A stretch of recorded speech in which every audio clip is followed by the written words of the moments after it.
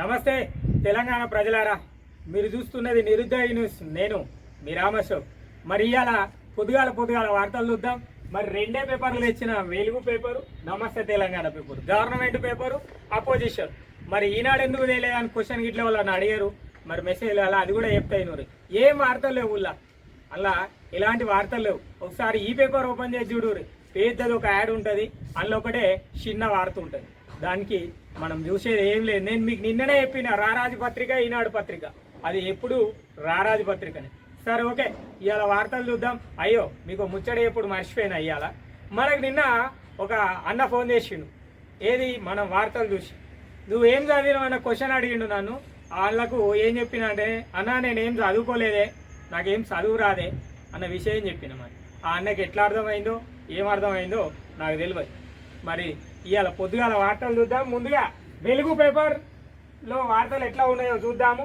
మరి దీంట్లో ముఖ్యంగా మనము నిరుద్యోగులకు సంబంధించిన వార్త మనకు ముఖ్యమైన అంశము ఏంటిదంటే, టీఎస్పీఎస్సీ పోస్టులకు, అంటే టీఎస్పీఎస్సీ చైర్మన్ పోస్టు గట 600 మంది అప్లికేషన్లు చేసుకున్నారట. అందులో 2 ఐఏఎస్లు ఉన్నారు, 3 ఐపీఎస్ అధికారులు ఉన్నారట.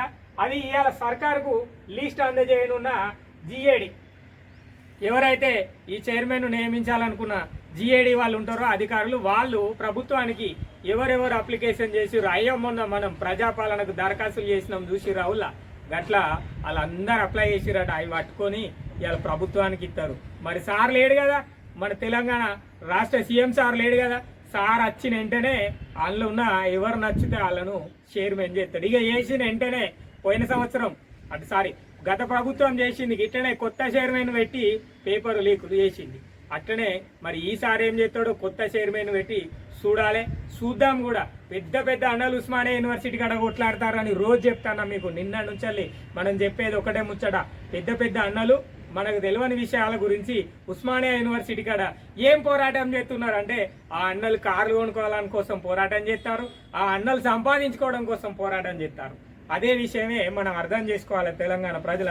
మరి వార్తలు ఏంటి, ఇంకేమున్నాయి? ఇలా కూల్చడమే ఓ సవాల్. మేడిగడ్డలో కుంగిన పిల్లర్లు తొలగించేందుకు 3 నెలలు పట్టే ఛాన్స్, బ్లాస్టింగ్ చేస్తే బ్యారేజ్కే ముప్పు. డైమండ్ కటింగ్ చేయాలని ఇంజనీర్ల నిర్ణయం. ముంబై నుంచి మెషిన్లు తెప్పించేందుకు ఏర్పాట్లు. పునాదిపై ఇన్వెస్టిగేషన్ చేసి రిపోర్ట్ ఇవ్వాలన్న ఎన్డీఎస్ఏ రాడర్ సర్వే చేపట్టిన ప్రైవేట్ ఏజెన్సీ. చూసి రావుల వీళ్ళేం కొత్త పని చేస్తారనుకుంటారు, వీళ్ళు కూడా ప్రైవేట్ ఏజెన్సీలకే ఇచ్చిర్రు. మళ్ళీ తర్వాత మేడిగడ్డల కుంగిన పిల్లర్ ఉన్నది నిజమే, కుంగింది అన్న విషయము చూసిర్రు మనోళ్ళు. మొన్న కొత్త గవర్నమెంట్ ఏర్పడినాక గవర్నమెంట్కి సంబంధించిన మంత్రులు సార్లు అందరు హెలికాప్టర్లో పోయి చూసొచ్చిర్రు. మరి కూలుతాంది ఇక పోతాంది మేడిగడ్డ మొత్తం పోయింది అని చెప్తారు. ఒక పని చేస్తే మంచుకుంటుందేమో, మొత్తం మేడిగడ్డను కూలవచ్చి మళ్ళీ ఫస్ట్ కాంచాలి గవర్నమెంట్ వాళ్ళు, అంటే ఈ గవర్నమెంట్ వాళ్ళు కట్టేది ఉంటే అందరూ ప్రశాంతంగా ఉంటారు. కానీ మన రైతులు కానీ మన సామాన్య ప్రజలు కానీ ఆడనే ఉంటారు, అట్లనే ఉంటారు. ఇది మేడిగడ్డలో ఏర్పడే పరిస్థితి. చూద్దాం. ఇంకా సీతారామ ప్రాజెక్టులో భారీ కుంభకోణం. గత బీఆర్ఎస్ సర్కార్పై డిప్యూటీ సీఎం బట్టి, మరి మంత్రి ఉత్తమ్ కుమార్ ఫైర్. అబ్బా ఇనురి ముచ్చట మంచిగున్నది గమ్మతి. సీతారామ ప్రాజెక్టులో భారీ కుంభకోణం చేసిరట. మరి దానికోసం ఎవరు ఫైర్ అయ్యారట? మన డిప్యూటీ సీఎం బట్టి అన్న అయిందట, అట్లనే మంత్రి ఉత్తమ్ కుమార్ అయిందట. ఎందుకు అయ్యరే? ఫస్ట్ సమస్య ఏంటిదో పరిష్కరించుర్రి, తర్వాత వాళ్ళ మీద మనం ఫైర్ అయిదాం, లేదంటే వాళ్ళ మీద ఓట్లాడదాం. అసలు సమస్యను పక్కన పెట్టి నాకు సంచి ఖాళీ ఇచ్చిపోయిండు, నా సంచిలో పైసలు లేవు, ఈ సంచిలో పైసలు లేవు, అవి లేవు, ఇవి లేవు, ఏది లేదని మీరే చెప్పిర్రు. మాకు ఏమి ఇయ్యలేదు, మేము లంక బిందెలు ఉన్నాయని వచ్చినాం, కాకపోతే లంక బిందెలు లేవు, ఇచ్చుకుండలే ఉన్నాయి ఈడ అని చెప్పిర్రు. లేవన్న విషయం మీకు తెలుసు కదా. మరి తెలిసినాక అప్పో సొప్పో వేసి ఎన్నో కాడ తెచ్చి దాన్ని ఫస్ట్ బాగు చేసి ప్రజల అవసరాలను తీర్చే ప్రయత్నం చేయరు. తర్వాత ఎవరెవరు ఎక్కడెక్కడ ఏమేమి దోషిరో మనకి ఇంకా 5 సంవత్సరాల సమయం ఉన్నది కనుక మరి ఇప్పుడున్న పరిస్థితులను బాగుపరుచుకుంటూ రావాలి. ఇదే ఆలోచన చేయుర్రి. ఆయన మీద మీరు, మీ మీద ఆయన చేస్తే ఏం సమస్య అనేది పరిష్కారం కాదు. ఫస్ట్ సమస్యను పరిష్కారం చేసే దిశగా ఆలోచించాలని మేము చెప్తున్నాం. చూద్దాం, ఇంకా ఆలోచించాలి. బట్టాన ఎట్లాంటి ముచ్చట్లు చెప్తాడో కూడా రాబోయే రోజుల్లో చూద్దాం. అయితే ఈ యొక్క మేడిగడ్డ ఏడున్నదయ్యా మరి ప్రొఫెసర్ జయశంకర్ జిల్లా అదే భూపాలపల్లి జిల్లాలో ఉన్నదట. మరి మేడిగడ్డ బ్యారేజీ కుంగిన పిల్లలను కూర్చోడం ఆఫీసర్లకు సవాల్గా మారింది. ఎందుకు ఆఫీసర్లు సవాల్గా మారుతుంది ఏంటిదో కూడా తెలియదు. మరి దీని మీద రోజు ఎంక్వైరీ చేస్తాం, రోజు చేస్తాం. ఇవాళ మేడిగడ్డను అది చేస్తున్నాం, మేడిగడ్డ మీద ఇది చేస్తున్నాం, ఏది చేస్తలేరు. మరి అక్కడ పోయి చూస్తే ఎవ్వరు ఉంటలేరు. చూద్దాం, అది కూడా నిరుద్యోగి న్యూస్ ఛానల్ వాళ్ళు కావచ్చు, మరి నిరుద్యోగుల అన్నలు తమ్ముళ్ళు అక్కలు చెల్లెళ్ళు అందరం కలిసి ఎప్పుడో రోజు ఆ మేడిగడ్డ మీద కూడా మేము ఏదో ఒక ధర్నా చేసే పరిస్థితి కూడా ఏర్పడుతుంది. ఎందుకంటే మా కోసం మీరు ఉద్యోగాలు ఎట్లా ఇవ్వట్లేదు, కానీ రైతుల కోసం అన్న ఏదైనా పోరాటం చేసే దిశగా ఆలోచిద్దాం. ఇక రాష్ట్రానికి దావోస్ పెట్టుబడులు 40,232 కోట్లు. అప్పు నిన్నటిదాకా 37,000 కోట్లు వచ్చినాయి, ఇవాళ 40,000 కోట్లు వచ్చినాయి. ఇక రోజు పైసలు అచ్చుడు, మనం సంచి లేసుడు. మరి అన్ని పైసలు వస్తానే ఏడిపోతానేదో తెలుస్తలేవు, మరి ఏడ పెడతారో తెలుస్తలేదు, ఎక్కడ కడతారో కూడా ఎవరికి అర్థమైతలేదు. ఇక ఇంకొక జోకి నూరిల్లా మూసి పునర్జీవనానికి థెమ్స్ ప్లాన్ అట. అబ్బా లండన్ పర్యటన పోయిన రేవంత్ సార్ ఏం చేసిండట అంటే, మనకు గత ప్రభుత్వం ఒక పని చేసింది, గోదావరి నదిని అది క్లీనింగ్ సెక్షన్ అంటే అది అంతా శుభ్రపరిచేదానికి ఓ ప్రోగ్రామ్ చేసింది. అట్లనే ఇలాంట మూసీ నది అప్పుడు కూడా గత ప్రభుత్వం కూడా మూసీ నది మీద కొన్ని శుభ్రత కోసం అంటే వాటి పరిసరాలు కావచ్చు, ఆ వాటర్ కూడా శుభ్రం చేయడం కోసము కొన్ని ప్రత్యేకమైన కార్యక్రమాలు చేసింది. అదే విధంగా కూడా సేమ్ ఇప్పుడున్న ప్రభుత్వం మూసీకి ఒక ప్లాన్ చేస్తుందట. అది థేమ్స్ రివర్ అక్కడ లండన్లో ఉన్న దాని గురించి ఆలోచిస్తారట. ఇక్కడ ఏం చేసులేదు, మనం లండన్లో అన్నా ఢిల్లీలో అన్ననే చేయాలి. వచ్చిన తర్వాత ఆలోచనలు చేసి చేస్తాడన్న విషయం గురించి తెలుసుకోవాలి. ఇక ఇంకేమున్నది, అయోధ్యల బంగారు విల్లు బాణంతో బాలరాముడు 51 అంగుళాల ఎత్తు 150 కిలోల బరువు ఇప్పటికే గర్భగుడిలో కొలువైన రామ్ లల్లా ఇక విగ్రహాన్ని గర్భగుడిలో పెట్టిరు. మరి ఈ జనవరి 22వ తారీఖున చేస్తాడట. మరి తిరుపతి దేవుడు పాపం లచ్చల అడ్డులు పంపించిండు, అట్లనే ఎమ్లాడ రాజన్న కూడా పంపిస్తాడు. ఇంకా ఏ దేవస్థానం ఉంటే ఆ దేవస్థానానికి సంబంధించిన వాళ్ళు పంపిస్తారు. ఇక మీ అందరికి తెలిసిన ముచ్చట ప్రభాస్ అన్న కూడా ఏదో ఇచ్చిండని ఆ మధ్య మనం టీవీలో రోజు ఇని ఉన్నాం. ఇస్తారు దేవాలయంలోకి వాళ్ళ దగ్గర డబ్బులు ఉన్న వాళ్ళు ఇస్తారు, లేదంటే పేద ప్రజలు కూడా ₹1 ఇచ్చినా కూడా అదొక విరాళంగానే తీసుకునే ప్రయత్నం ఉంటుంది. అది దేవస్థానంకి సంబంధించింది. ఇది కూడా దీని గురించి కూడా ఆలోచించాలి. మరి ఇప్పుడే ఈ ఎంపీ ఎలక్షన్ల ముందే పెట్టాలా, ఈ ఎంపీ ఎలక్షన్ల ముందే రామాలయం కోసం ఆలోచనలు చేయాలా అంటే దాని గురించి పెద్ద చరిత్ర ఉంటుంది చెప్పుకోవాలంటే. చిన్న పిల్లగాళ్ళ మనం చెప్పే పరిస్థితుల్లో లేవు వాటి గురించి. పెద్ద పిల్లగాళ్ళు ఉస్మానియా యూనివర్సిటీ కాడ కొట్లాడే అన్నారు, మరి లేదంటే ఆ ఇతరత్ర పార్టీలకు సంబంధించిన నాయకులు చెప్పాల్సి ఉంటుంది ఆ విషయము. మరి మనం ఎవరిని అడగాలి, బీజేపీలోని వాళ్ళని అడిగితే ఖచ్చితమైన విషయమే చెప్తారు. అది కూడా అడిగే ప్రయత్నం చేద్దాం. ఎందుకంటే ఇది మనం 2వ రోజే కదా స్టార్ట్ చేసింది, ఇంకా చాలా ముందు మనం పోయే ప్రయత్నం కూడా చేద్దాము. టెక్నికల్ ప్రాబ్లమ్స్ ఉన్నాయి నిరుద్యోగి న్యూస్లో. మరి ఈ టెక్నికల్ ప్రాబ్లమ్స్ కూడా ఒక్కొక్కటి సమస్యను పరిష్కారం చేసుకుంటూ పోతే మన అన్నిటికీ సమస్యలు పరిష్కారం అనేది దొరుకుతుంది. ఇంకా జమిలీ ఎన్నికల కమిటీ రద్దు చేయాలి ఖార్గే. జమిలీ ఎన్నికలు రాజ్యాంగానికి సమైక్య విధానానికి విరుద్ధమని ఏఐసిసి చీఫ్ ఖార్గే అన్నారు. జమిలీ ఎన్నికలపైన అధ్యయనం కోసం ఏర్పాటు చేసిన కమిటీని రద్దు చేయాలని డిమాండ్ చేశారు. అన్ని ఎలక్షన్లు రద్దే, ఇనురిగా అన్ని ఎలక్షన్లు రద్దే, నిన్న ఒకటి వేరే రద్దు. ఇట్లా ఏదో ఒకటి ప్రత్యేకంగా మనం అందరం కలిసి వెలుగు పేపర్లో ఏదో రకంగా ఉండాలి. ఏదో ఒక ముచ్చట చెప్పితే మనం వెలుగు పేపర్లో ఖచ్చితంగా ఉంటాం. ఇది ప్రస్తుతం జరుగుతున్న సమస్య. ఇక హరీష్ అన్న మరి ఈ యొక్క బీఆర్ఎస్ టీఆర్ఎస్ పార్టీ తోప్ సింగ్ అని ఆయన గురించి ఆయన చెప్పుకుంటారు. మరి ఎట్లా ఉంటుందో చూద్దాము. ఆయన ఏదో చెప్పిండు, కృష్ణాలో తెలంగాణ హక్కులను రాష్ట్ర ప్రభుత్వం కాపాడాలట. అబ్బా మరి ఈ బీఆర్ఎస్ వాళ్ళు ఉన్నప్పుడు తెలంగాణ హక్కులను ఏడ కాపాడిండు, ఎటు కాపాడిండు, ఎక్కడ కాపాడిండు? ఎవరి వాళ్ళే కాపాడుకున్నారు.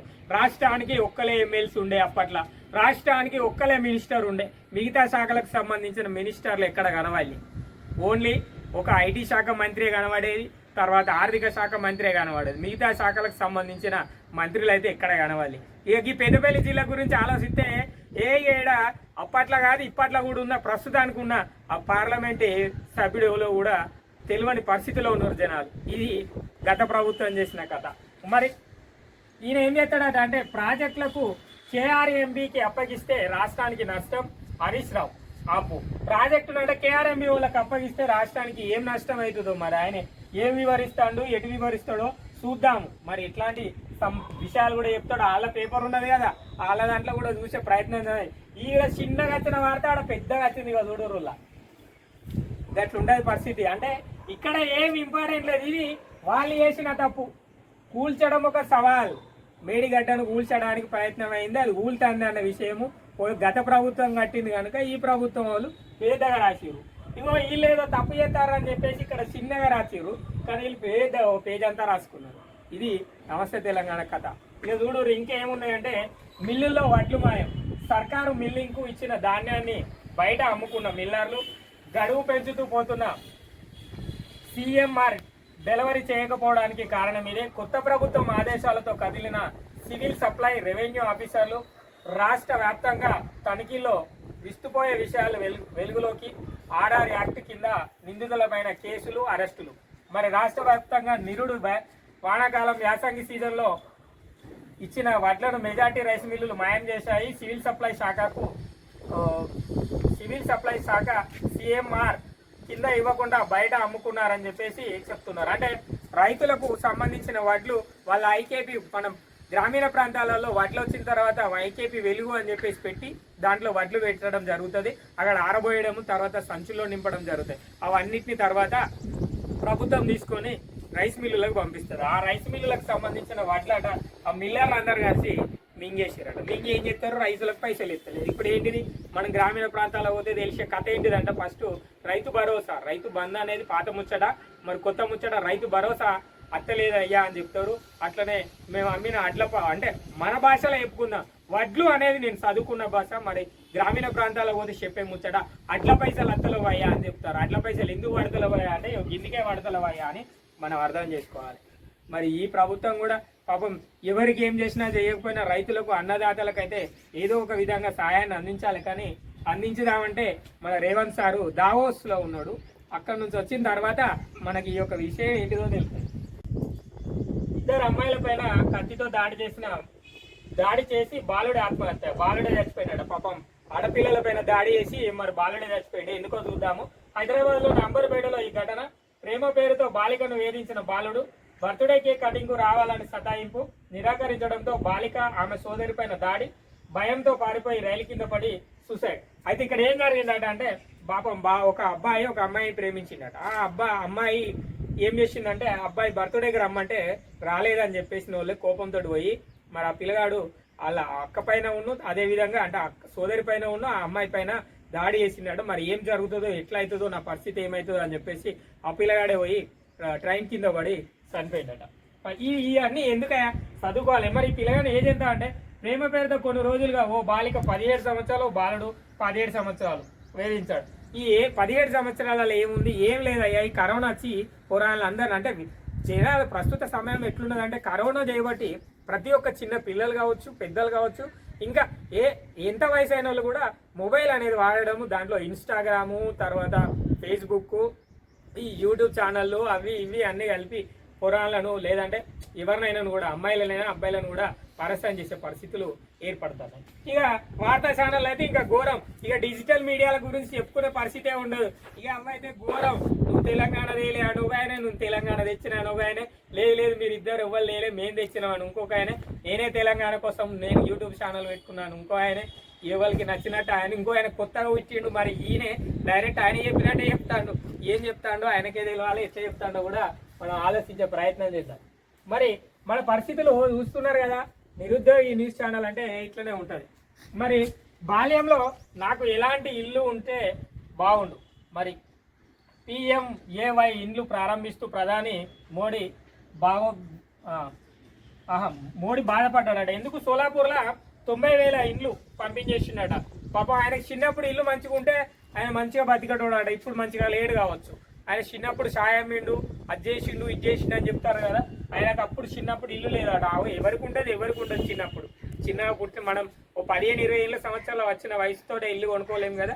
ఏదో ఒక ఉద్యోగం సాధించిన తర్వాత మనం ఇల్లు కొనే ప్రయత్నం ఉండదు. తెలంగాణలో మాత్రం అట్లా ఉండదు. ముసలోళ్ళు అయినా కూడా ఇల్లు కొనుక్కునే పరిస్థితి ఉండదు. ఎందుకంటే ఇక్కడ ఉన్నోళ్ళు వయసు అయిపోయి, అంటే నేను ఏదో ఒక చిన్న సందర్భంలో ఒక విషయం విన్నాను. ప్రజలారా, తెలంగాణ ప్రజలారా, ఒకసారి ఈ విషయం వినూరు. పట్టాలన్నీ మిఠాయి పొట్లాలాయే, చదువుకున్న మేధస్సు తరిగిపోతున్నది అని చెప్పేసి ఒక ఆయన ఏదో కవిత్వం రాసిండు. అంతే, పెరుగుతున్న వయసు తరుగుతున్న మేధస్సు. పేపర్ లీకులతోటి, అంటే పేపర్ లీక్ అయినప్పుడు ఆయన ఒక కవిత్వం రాసిండు. ఇది ఎవరో పత్రికలో కాదు, మంచి శనార్థి తెలంగాణ పత్రికను ఆదాబ్ హైదరాబాద్లో చదివిన. ఇది నేను చూసిన, నేను ఇంకోసం దాని గురించి మనం మాట్లాడుకోవద్దాం అట్లాంటి సందర్భాలు వచ్చినప్పుడు. ఇంకా చంద్రుడి పైన లొకేషన్ మార్కర్గా విక్రమ్, చంద్రయాన్ 3 మిషన్లో భాగంగా పంపిన విక్రమ్ ల్యాండర్ని చంద్రుడికి దక్షిణ ధ్రువం పైన లొకేషన్ మార్కర్గా పనిచేయడం మొదలుపెట్టిందని ఇస్రో వెల్లడించింది. చంద్రుడి పైన లొకేషన్లను ఆ మధ్య విక్రమ్ పంపించారు కదా, ఆ విక్రమ్ ల్యాండర్ ఏం చేస్తున్నదట అంటే దక్షిణ ధ్రువం వైపు లొకేషన్ మార్కర్గా పనిచేస్తుందని చెప్పేసి మనకు చెప్తున్నారు. ఇక ప్రజావాణి 30,000 దరఖాస్తులు వచ్చినాయి. ప్రజాభవన్లో ప్రతి మంగళ శుక్రవారాల్లో నిర్వహించిన ప్రజావానికి ఇప్పటికీ 30,000కు పైగా దరఖాస్తులు వచ్చాయి. ఇందులో 14,000 మంది ఇండ్ల కోసమే దరఖాస్తు చేసుకున్నారని చెప్తున్నారు. మరి మన సార్ చెప్పిరుగా ప్రజా దర్బార్ ప్రజావాణి, దాంట్లో 30,000 మంది దరఖాస్తు చేసుకున్నారట. అది మంగళవారం శుక్రవారం ఉంటుంది.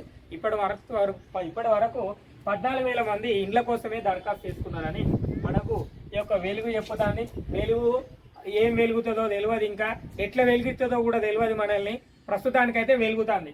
మరి దీంట్లో ఉన్న ముఖ్యమైన విషయం ఏంటిది, టీఎస్పీఎస్సీ పోస్టులకు 600 అప్లికేషన్లు అనేది చాలా ముఖ్యమైన అంశము. తర్వాత ఇక ఏమున్నది, ఇలా దావస్ పెట్టుబడులు రోజు చెప్పే విషయమే ఉన్నది, అలా పెద్ద కొత్త విషయము ఏమీ లేదు. ఇక నమస్తే తెలంగాణ రాష్ట్ర మాజీ ప్రభుత్వం అని చెప్పుకుందామా, లేదంటే గత ప్రభుత్వం అని చెప్పుకుందామా అనేది ప్రజలారా అది మీకే చెప్పాలి, మీరే చెప్పాలి. ఇక మన హక్కులు కృష్ణార్పణం. అబ్బు, మనకేం హక్కులు ఉంచిరు, మీరు కృష్ణార్పణ చేసారు. వీళ్ళు పాలమూరు, డిండి, ఎస్ఎల్బిసి లాంటి అన్గోయింగ్ ప్రాజెక్టులను కేఆర్ఎంబికి సిడబ్ల్యూసి అప్లికేటెడ్ కంపెనీకి అనుమతి లేదని కొండీలు పెట్టి ఆపే ప్రయత్నం చేస్తున్నారు. పురోగతి దెబ్బతిని రేపు మన మెడకు మనమే ఉరితాడు వేసుకున్నట్టు అవుతుంది అని చెప్తారు. ఇక నేను గీడ చెప్పలేదా, ఏదా అయ్యో తెలంగాణలో కృష్ణ హక్కులను రాష్ట్ర ప్రభుత్వం కాపాడాలని చెప్పేసి దాన్ని వీళ్ళు పెద్దగా చెప్పారు. దీంట్లో తెలంగాణ పైన జలకడ్గం, కాంగ్రెస్, బీజేపీ నయా వంచన. ఈ బీఆర్ఎస్ వాళ్ళు ఏం చేసారు, అప్పుడు నయా వంచనలు ఏం చేయలేవచ్చు. మొత్తం నీతి నిజాయితీ నిప్పుతోటి వీళ్ళు పనులు చేసిరు. మరి ఎందుకు వీళ్ళు నిజాయితీగా పనిచేసి ఇక్కడ ఊలిందని చెప్పి ఈ పోటువలు పెడతారు. ఈయనే అట్లనే అంటే ఒక చిన్న ఒక మేడిగడ్డ ప్రాజెక్టు పరిస్థితి ఇట్లా ఉంటే ఇంకా మిగతా వాటి గురించి ఆలోచించాలి. వీళ్ళు నీళ్ళ గురించి బాగా మాట్లాడతారు. జాతీయ ప్రాజెక్టులు తెస్తామని ఢిల్లీకి పోయి ఉన్న ప్రాజెక్టులు ఊడగొడుతున్న కాంగ్రెస్ ఏడ ఊడవచ్చిందో ఊళ్ళకి తెలియదు. ఇప్పుడు ఏడు ఊడుతానే కూడా ఇంకా చెప్పలే మనకు. మరి ఎవరికన్నా గవర్నమెంట్ ఏమైనా కొత్త చెప్పిందా, మేడిగడ్డ ఊడగొడతానని ఏమైనా చెప్పిందా, లేదంటే ఈ మన సుందిల బ్యారేజ్ ఇట్లా ఊడగొడతానని ఏమైనా చెప్పిందా, లేకపోతే శ్రీపద ప్రాజెక్టు ఊడగొడతానా అని చెప్పిందా, కడెం ప్రాజెక్టు ఊడగొడతానా అని చెప్పిందా, ఎక్కడ ఏం చెప్పింది, ఏం చెప్పలే. ఏం చెప్పకుండా సారే లేడు, సారు దావోసులు ఉన్నాడు, మీరేమో ఇక్కడ అది లేదు ఇది లేదు ఢిల్లీకి పోయి ప్రాజెక్టులు ఊడగొడతారని చెప్తారు. రేపు మనం పవర్ అడుక్కునే పరిస్థితి వస్తుందని పవర్ అడుక్కునే పరిస్థితి వస్తుంది. ఎందుకు అడుక్కుంటాం, మనకు లేవు ఆ ప్రాజెక్టులు, మనకు లేదా పవర్ ప్లాంట్లు ఉన్నాయి. మనం ఇతర పరిస్థితులకు వేరే రాష్ట్రాలకు అమ్మే జాతీయ ప్రాజెక్టులు కూడా ఉన్నాయి మన దగ్గర ఇక్కడ. కాకపోతే మన పరిస్థితులకు అనుకూలంగా వాటిపైన ఆధారపడుతున్నాం అని చెప్పుకోవాలి. ఇంకేమున్నది, గ్రీడ్ కుప్పకూలుతాయని దీనికి బాధ్యులు ఎవరు, దీనికి బాధ్యులు ఎవరట. మరి దీనికి బాధ్యులు ఎవరు, మేడిగడ్డకు కూలే పరిస్థితి ఏర్పడ్డ దానికి బాధ్యులు ఎవరో చెప్తే దీనికి బాధ్యులు ఎవరో వాళ్ళు చెప్తారు. ఇది సమస్య. ఈ ఎవరు బాధ్యులు కాదు, మీరు కాదు, మేము కాదు, వాళ్ళు కాదు, వీరు కాదు, మధ్యలో ఉన్న వాళ్ళు ప్రజలు బాధ్యులు అని చెప్పుకుందాం. ఇక నేడు కృష్ణా ప్రాజెక్టుల పైన గుంజుకుంటున్నది వారే, ఎవరిని ఎవరు గుంజుకుంటలేరు ఇక్కడ.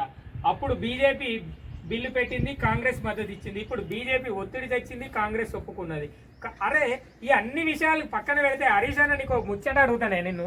అసలు నువ్వు ఈ యొక్క బీఆర్ఎస్ పార్టీ ప్రభుత్వం ఏర్పాటు చేయాలంటే ఫస్ట్ ఏం చేసినావు, ఏ ప్రభుత్వం అంటే ఏ ప్రభుత్వ హయాంలో నువ్వు పోరాటం చేసినావు, కాంగ్రెస్ ప్రభుత్వం ఉన్నప్పుడు చేసినావు. వాళ్ళతోటే పొత్తు పెట్టుకొని వైఎస్ రాజశేఖర రెడ్డి సార్ తోటి నువ్వు ప్రభుత్వం ఏర్పాటులో పాల్గొన్నావు. మరి అప్పుడు కాంగ్రెస్ గుర్తు లేదా, మరి కాంగ్రెస్ మనల్ని మోసం చేస్తాయని గుర్తు లేదా?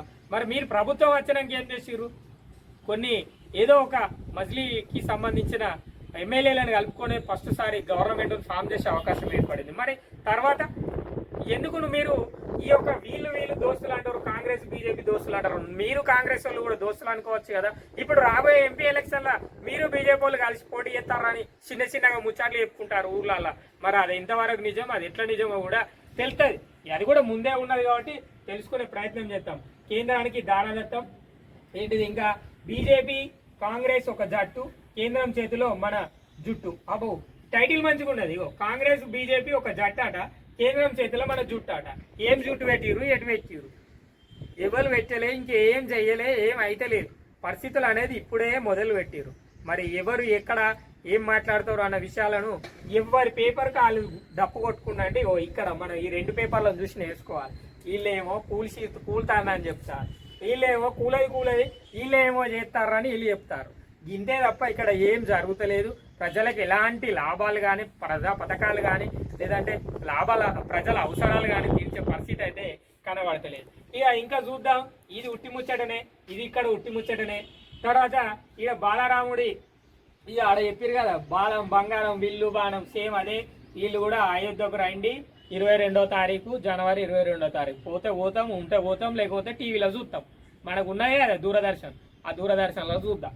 ఇక పాత ఒప్పందాలు, కొత్త సంతకాలు, బీఆర్ఎస్ హయాంలో చర్చలు, పెట్టుబడి ప్రకటనలు, తాజాగా వాటితోనే అంతే. మరి ఎవరైనా అంతే కదా. అదాని అయితే ఎవరైతే 10 ఏళ్ళు అదానికి బీఆర్ఎస్ నో ఛాన్సు, నేడు రెడ్ కార్పెట్.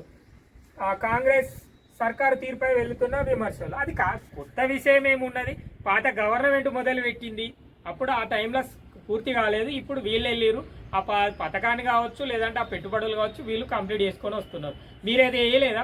కాంగ్రెస్ ప్రభుత్వం శిలాపలకాలు అయితే మీరు కొత్త శిలాపలకం పెట్టుకొని మళ్ళీ మీ అందరి పేర్లు దాని మీద రాసుకొని మీరు వేసిందే కదా, వాళ్ళు అదే ఎత్తున్నారు. దీని గురించి మీరు ఇలా రాయాల్సిన అవసరమే లేదు. అదాని నేను అడుగు పెట్టనియలే. ఎందుకు అడుగు పెట్టనియలే? పైసలు పెడతాడని అడుగు పెట్టనియలేదా? లేదంటే రాష్ట్రాన్ని అమ్ముతాడని అడుగు పెట్టనియలేదా? అదాని బీజేపీ అయినా అని చెప్పేసి మీరే చెప్తారు. మళ్ళీ బీజేపీ వాళ్ళతో మీరే ఉంటారు. మళ్ళీ రేపు పొద్దున్న లేచిన తర్వాత లేదు కాంగ్రెస్ తోటో మేము కాంగ్రెస్ వాళ్ళతో ఉంటామని మీరే చెప్తారు. అన్ని మీయే, అందరి మీయే, మీరే. ఎట్లుండదంటే ప్రజలారా, తెలంగాణ ప్రజలారా ఒకసారి ఆలోచించుర్రి. బీఆర్ఎస్ పార్టీకి సంబంధించిన వాళ్ళైనా, కాంగ్రెస్ పార్టీకి సంబంధించిన వాళ్ళైనా, బీజేపీ పార్టీలకు సంబంధించిన నాయకులు ఎవరైనా కూడా వాళ్ళ స్వలాభావాల కోసమే వాళ్ళు పనిచేస్తున్నారని అర్థం చేసుకోవాలి. రెండో విషయము, మరి వీళ్ళు ఇప్పుడు కొత్త ప్రభుత్వం వచ్చింది, గతంలో టీఆర్ఎస్ ప్రభుత్వం ఉండే, అంతకుముందు కాంగ్రెస్ ఉండే అన్నప్పటి నుంచి ఒకసారి ఆలోచించండి. కాంగ్రెస్ ఉన్నప్పుడు మన తల్లిదండ్రులు ఉండే, అంటే ఉన్నారు, వాళ్ళు ఎట్లా ఉండే, కొంచెం 35-40 సంవత్సరాలలో ఉండే మనం పిల్లలం, మనం 15-10 సంవత్సరాలు, కొంచెం మంది 20 సంవత్సరాల పిల్లగాలం మనం. మరి అప్పటి నుంచి ఇప్పటి వరకు ఏమన్నా మారిందా మన పరిస్థితి? మన తల్లిదండ్రులకు ఏమన్నా పైసలు ఎక్కువ వస్తున్నాయా ప్రభుత్వాలు మారితే? లేదంటే మనం ఏమన్నా సంపాదించుతున్నావా? మనల్ని అప్పటి నుంచి కష్టపడి ఇప్పటిదాకా చదివిపిస్తే మనల్ని తీసుకొచ్చి రోడ్డు మీద మనల్ని ప్రభుత్వాలు పెట్టినాయి తప్ప ఇక్కడ ఏం మారిన పరిస్థితి అయితే కనబడతలేదు నాకు. మరి మీకేమైనా కనబడితే మనకు మెసేజ్ పెట్టుర్రు, దాని గురించి కూడా మనం మాట్లాడాలి. ఇక తర్వాత మూసీ నది అభివృద్ధికి థమ్సన్ ప్లాను, లండన్లో రివర్ ఫ్రంట్ ప్రాజెక్టును పరిశీలించిన సీఎం రేవంత్ రెడ్డి. ఇక అది మూసీ నది అదంతా చెత్త చెదారం ఉన్నది, దాన్ని ఏదో ప్రణాళిక చేస్తాం, పునర్జీవం చేస్తాం, మళ్ళీ తాగునీటి చేస్తాం, అది చేస్తాం, ఇది చేస్తాం, ఏది చేయం, లాస్ట్కి అది అట్లనే ఉంటుంది, ఇది ఇట్లనే ఉంటుంది. ఇక ఇలా ఇంకోటి ఏంటిది, నిలబడి తింటే క్యాన్సర్ ముప్పు. అలా నీళ్లు తాగిన ప్రమాదమే. రేడియో తెరవి పైన లక్నో బృందం అధ్యయనం, ఆసక్తికర విషయాలు. అవో ఇరువురి ప్రజలారా, నిలబడి తింటారట క్యాన్సర్కు ముప్పట. అలా నీళ్లు తాగిన ప్రమాదం. నిలబడి నీళ్ళు కూడా తాగకపోతే ఎట్లా మన పరిస్థితి? ఇక నిన్న ఒకడు రాసిండు, ఒక మంచి కథ రాసిరు. ఏదో షైనోలు అది టీవీలో చెప్పుతారు, డిజిటల్ మీడియాలో అలా చెప్పుతారు. షైనోడు కొత్త వైరస్ తయారవుతున్నాడు. ఎవడు ఏం తయారు చేయడరా బాయ్? ఎందుకు తయారవుతారా బాయ్? మీ ఛానల్ రేటింగ్ కోసమో లేకపోతే మన రేటింగ్ కోసమో మనం కొత్త ప్రయోగాలు చేయకూడదు. ఏం జరుగుతుంది, ఎట్లా ఉంది పరిస్థితి అనేది చెప్పండి అంతే మటుకు. లేదంటే మనం చైనా పోయి మీరు చూసి వచ్చిరా డిజిటల్ మీడియా వాళ్ళు?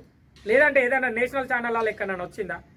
ఏది రాకపోయినా మీరే తయారు చేయడం, మీరే చెప్పడం, ఆడ వైరస్ తయారవుతుందట, ఇది తయారవుతుందట అనే విషయాన్ని మీరు చెప్తారు. చెయ్యురి, చెప్పాలి. సమస్యలు ఏంటిది అనేది చెప్పాలి, పరిష్కారం ఎట్లా ఉంటుంది అనేది చెప్పాలి. లేదంటే ప్రజలకు ఉన్న సమస్యలను ప్రభుత్వం దగ్గరికి తీసుకెళ్లే ప్రయత్నం చేయురి. ఇంతేగాని ప్రజలను మభ్యపెట్టి ప్రజలను ప్రలోభాలకు గురి చేసే ప్రయత్నాలు మాత్రం చేయకూడదు. ఇది ఇక్కడ నిలబడి అన్నం తిన్న పరిస్థితి కూడా అట్లా ఉంటుందట. పరీక్షలకు ముందు పాఠశాల ఎన్నికలు నిన్న మనం మాట్లాడుకున్నాం. ఇక 4 సంవత్సరాల నుంచి ఎన్నికలు పెట్టలేదు పాఠశాలల్లో, దాని మెయింటెనెన్స్ కోసం అని చెప్పేసి ఇప్పుడు ఎలక్షన్లు పెడతారట. మరి ఇది ఎట్లా పెడతారయ్యా, పరీక్షల ముందే ఎన్నికలు అని చెప్పేసి వాళ్ళు మనకు చెప్తున్నారు. ఇక ఇది ఒక ముచ్చట ఉన్నది. మరో ఆటో డ్రైవర్ ఆత్మహత్య. అప్పు చేసి ఆటో కొన్న రాహుల్ గిరాకీ లేక తీవ్ర మనోవేదన, కుటుంబ పోషణ భారమైందని ఉరేసుకొని చచ్చిపోయిందట.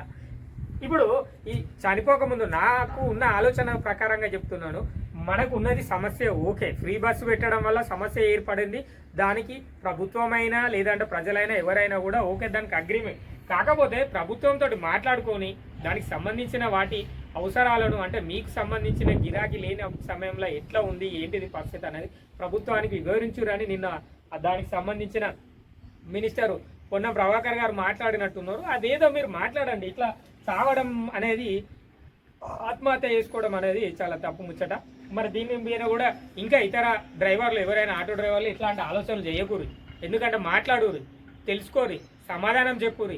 మనకు వచ్చేది ఏదైనా ఉంటే ప్రభుత్వం నుంచి వచ్చే ప్రయత్నం చేసుకోరు తప్ప ఇట్లా చనిపోతే నీ పైన కుటుంబం అనేది ఒకటి ఆధారపడి ఉంటుంది. ఇప్పుడు మీరు చనిపోయి ఉంటే, అంటే ఈయన చనిపోయింది పాపం, ఈ అన్న చనిపోయినాక అన్న వాళ్ళ కుటుంబ పరిస్థితి ఏంటిది, వాళ్ళ పిల్లల పరిస్థితి ఏంటిది, వాళ్ళ భార్య పరిస్థితి ఏంటిది, వాళ్ళ తల్లిదండ్రుల పరిస్థితి ఏంటిది, ఇవన్నీ ఒక క్వశ్చన్ మార్క్ అనేది ఏర్పడుతుంది. మరి రాబోయే రోజుల్లో వీళ్ళ పిల్లలకు పరిస్థితులు, అంటే తండ్రి లేడు అన్న విషయం ఎట్లా అంటే చూస్తున్నారు కదా ప్రజలారా, తెలంగాణ పరిస్థితి ఎట్లా మారిపోతుందో. ఒకవైపు ఆటో డ్రైవర్లు, ఒకవైపు నిరుద్యోగులు, ఇంకొక వైపు రైతులు, ఇంకోవైపు సామాన్య ప్రజలు, ఇంకోవైపు ఇంకో రకమైన ప్రజలు, ఇట్లా ఒక్కొక్క రకంగా పరిస్థితులు ఉన్నాయి. ఇవన్నీ చదువుకోవాలంటే కొంచెం కష్టతరమైన పరిస్థితి అని చెప్పుకోవచ్చు.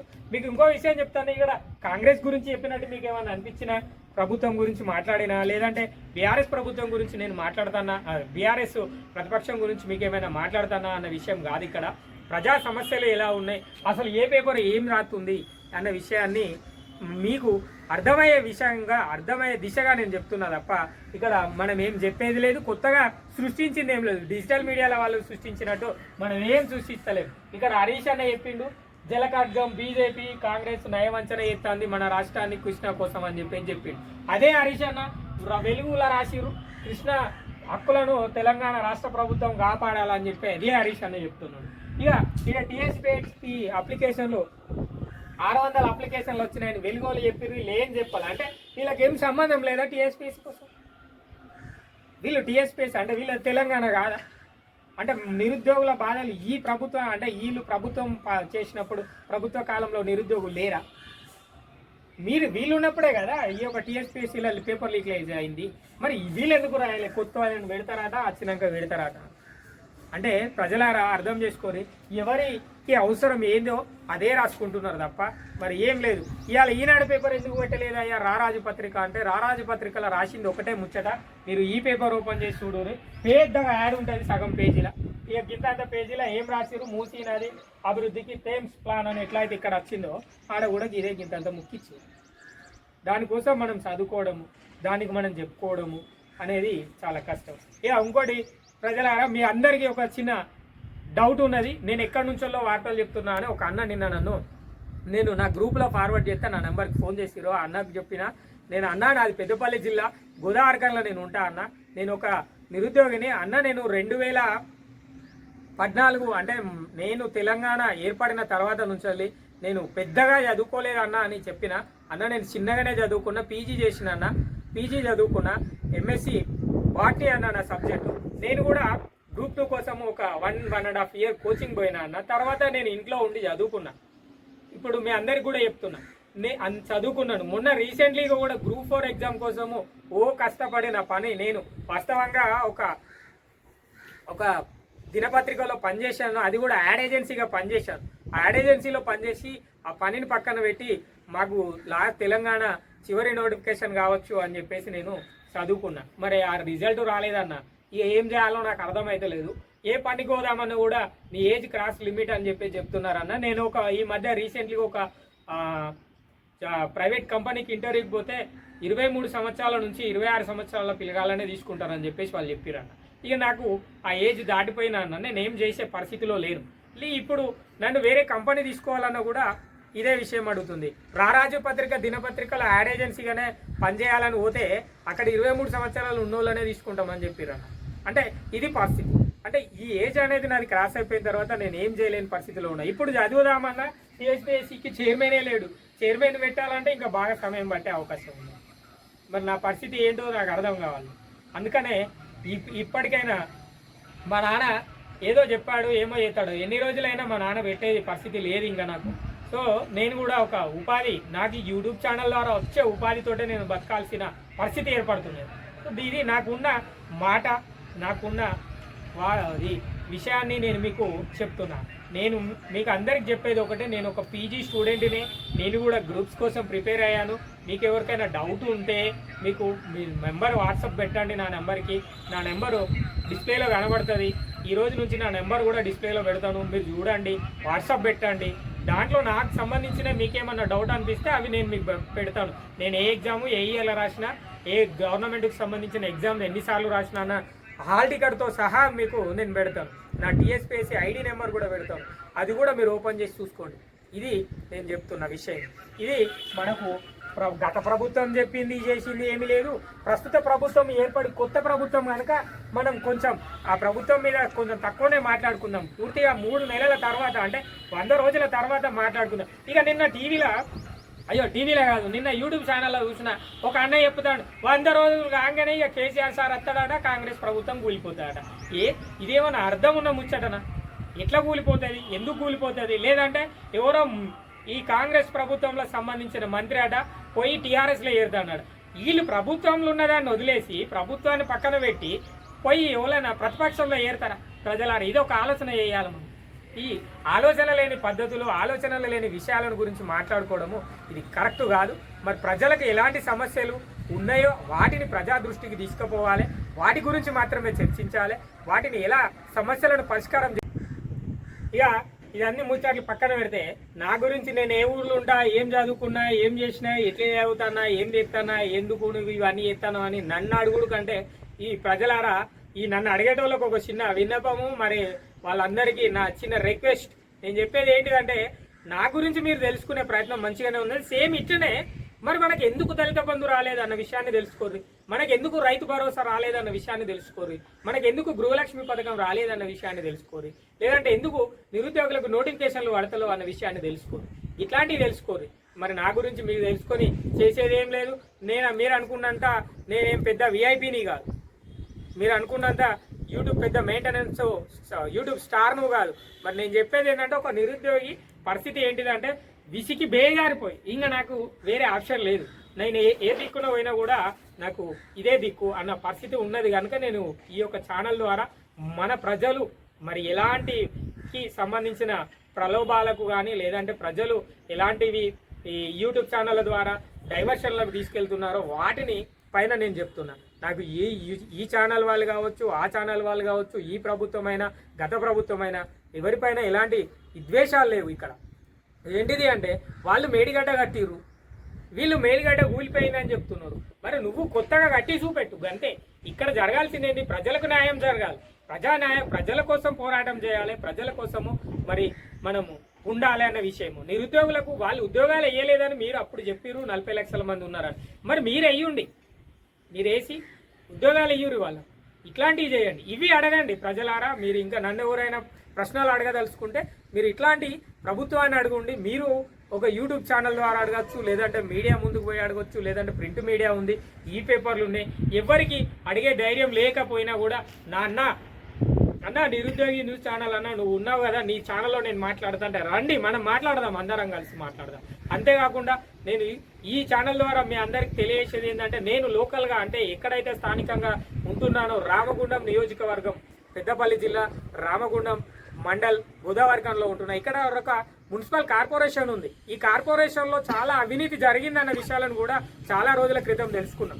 మరి మనం అప్పుడు మాట్లాడలేదు. ఇట్లాంటి సమస్యలు ఉన్నా కూడా మన రండి, మన ఛానల్ నెంబర్ అందులో కనబడుతుంది డిస్ప్లేలో. ఆ నెంబర్ ద్వారా నాకు ఫోన్ చేయరి, నేనన్నా సమస్య కాడికి వస్తా. మనకేం లేదు, మనకు కావాల్సిందేంది? మనకి ఇక్కడ కాలువ లేదు, ఉదాహరణకి ఒక కాలువ లేదు, కాలువను కట్టియాలి. ఎట్లా కట్టియాలి? నీ సమస్య అధికారికి తెలుస్తలేదు, నా ఛానల్ ద్వారా కావచ్చు, లేదంటే నేను వాళ్ళ దగ్గరికి వెళ్ళి కావచ్చు, లేదంటే మనం అక్కడ ప్రజెంటేషన్ ఇస్తే వాళ్ళు దాన్ని తెలుసుకొని అక్కడ నిర్మాణం జరిగే అవకాశం ఉంటుంది. అది న్యాయమైన పద్ధతి. ఈ విషయాన్ని చేద్దాం. ఆర్ఎఫ్సిఎల్ బాధితులు ఉండే గతంలో రామగుండంలో వాళ్ళు ఎక్కడికి పోయారు ఎటు పోయారు అనేది తెలియదు, మరి ఏమైందో కూడా తెలియదు. ఈ మధ్య దళిత బంధు బాధితులు అన్నారు, మరి ఆ బాధితులు మరి ఎందుకు బయటకు కత్తలేరో కూడా తెలియదు. అంటే ఒక్కొక్క దానికి సంబంధించి నేనున్న రామగుండం ప్రాంతం అనే కాదు ప్రజలారా, రాష్ట్రంలో ఎక్కడైనా కూడా నేను ఇప్పుడు ఉన్నది ఒక్కనే. నాతో పాటుగా ఒకప్పుడు నేను స్టార్ట్ చేసినప్పుడు నేను మేలో స్టార్ట్ చేశాను. మే స్టార్ట్ చేసిన తర్వాత ఇప్పుడు నేను ఇద్దరం స్టార్ట్ చేశాము, ఇప్పుడు ముగ్గురం అయ్యాం. అంటే రాబోయే రోజుల్లో మన లాంటి నిరుద్యోగులు ఇంకా ఎవరైనా మనకు సహాయాన్ని అందిస్తారు. అంతేకాకుండా ప్రజలారా మీ అందరికీ ఒక విన్నపం చెప్తున్నా, నేను ఒక నిరుద్యోగిని. నా ఛానల్కి ఎవరైనా హెల్ప్ చేయాలంటే కూడా ఆ యొక్క డిస్ప్లేలో మన నంబర్ ఉంటుంది, ఆ నంబర్ ద్వారా కూడా మన ఛానల్కి హెల్ప్ చేయండి. మరి నిన్న ఒక అన్న, తమ్ముడు నువ్వేం చేస్తావో నాకు తెలియదు, ఎట్లా ఏం చదువుకున్నావో నాకు తెలియదు, నీ ఛానల్కి నేను హెల్ప్ చేయాలని చెప్పేసి అని అడిగిండు. ఆ అన్న ఈరోజు కలుస్తా అని చెప్పాడు. మరి ఆ అన్న కూడా కలిస్తే ఆ అన్నను మనం చూపెట్టే ప్రయత్నం చేద్దాం. ఎందుకంటే ఆ అన్న కూడా గతంలో చాలాసార్లు ఎగ్జామ్స్ రాశాడంట. కాకపోతే ఆ అన్నకి ఇంకా పరిస్థితులు, ఇంట్లో కుటుంబ పోషణ భారం అయిపోయి ఆయన ఏదో ఒక ప్రైవేట్ కంపెనీలో ఉద్యోగం చేసుకుంటున్నాడు. తమ్ముడు మీరైనా కూడా ఉండాలి, చక్కగా చదువుకున్న వాళ్ళు ఉన్నారు, ఇంకా ఇట్లాంటి బయటికి తీసుకురండి, సమస్యలను బయట ప్రభుత్వానికి తెలియజేయరని వాళ్ళు మనకు చెప్తున్నారు. ఇవన్నీ ఆలోచన చేయరు ప్రజలారా, ఇవన్నీ ఆలోచన చేయరు నిరుద్యోగులారా. అన్నలు కొట్లాడతారు ఉస్మానియా యూనివర్సిటీలో అంటే అన్నల కోసం కొట్లాడతారా, లేకపోతే పెద్ద అన్నలు ఇంకా వేరే విషయాల కోసం కొట్లాడతారా అనేది తెలియదు. ఓ డిజిటల్ మీడియా అన్న, ఆ అన్న చేసింది ఏంటి అంటే వాస్తవంగా ప్రజల సమస్యల పైన పోరాటం చేసాడు గత ప్రభుత్వం పైన, బాగానే ఉంది. కానీ ఆ అన్న ఇప్పుడు రాజకీయం కోసం ఆలోచనలో ఉన్నాడు. అంటే మీడియా, డిజిటల్ మీడియా ఆ అన్న దగ్గర తగ్గిపోతుంది. అంటే ఇట్లాంటివి జరుగుతున్నాయి కాబట్టి ప్రజలారా మనం కూడా ఆలోచన చేయాలి. ఎవరు ఎటు పోతారు, ఎవరు ఎట్లుంటారు, ఎడిదిక్కున్నది పరిస్థితి అనేది చేయూరి. ఇట్లాంటివి చేస్తేనే కనుక మన ప్రభుత్వంకు మనం సమస్యలు చెప్పుకోవచ్చు, మన బాధలు కూడా తీసుకునే అవకాశం ఉంటుంది.